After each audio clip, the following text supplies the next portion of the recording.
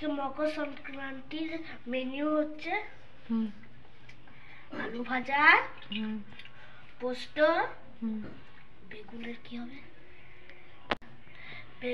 বেগনি, ফুলকপির বড়া, আর ভাত আর আলু ভাজা আর ডাল। আর হ্যাঁ আর ডাল। কিসের ডাল? কি বলে, কলাইয়ের ডাল। পোস্ত। আর হ্যাঁ পোস্ত তো হবে। কে রান্না করবে? আমি। ঠিক আছে। আর আমার মা, আমার দিদি। ওরকম করে না, জল পড়বে। ও করবে না বলছে। আচ্ছা ওকে করতে হবে না, ও খাবে শুধু। আজকে কি? আজকে আজকে মকর না, আজকে মকর সংক্রান্তি। কি মকর সংক্রান্তি? হেই বলতে পারছি না। বলো। হ্যাঁ বলতে পারছি না। মকর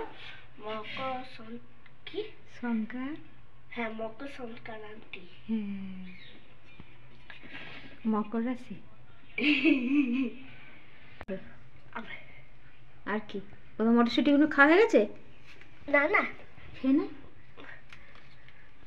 খাবো তো আবার রান্না হোক তারপর সবাইকে দেখাবো কি কি রান্না হয়েছে, কি কি খেতে হয়েছে সেগুলো। কি কি খেতে হয়েছে?